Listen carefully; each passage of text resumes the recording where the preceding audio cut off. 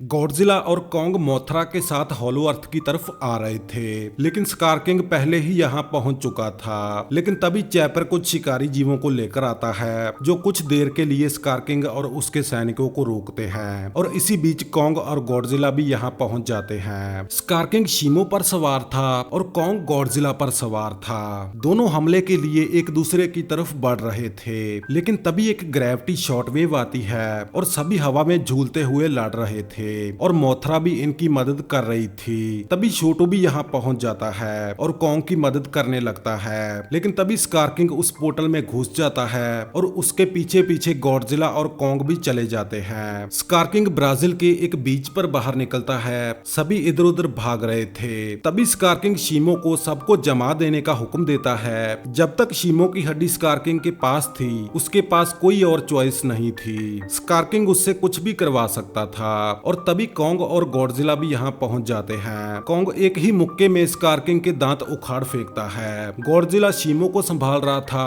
और Kong scar king की band बजा रहा था। तभी छोटू भी कॉन्ग की कुल्हाड़ी के साथ उस पोर्टल में कूद जाता है। दूसरी तरफ शीमो और स्कार किंग कॉन्ग की बैंड बजाने में लगे हुए थे, और तभी गॉडजिला रेडिएशन से पूरा लाल हो जाता है और स्कार किंग पर हमला करता है। इस हमले में शीमो की हड्डी स्कार किंग से गिर जाती है। स्कार किंग उसे उठाने की पूरी कोशिश करता है, लेकिन गॉडजिला ऐसा होने नहीं देता।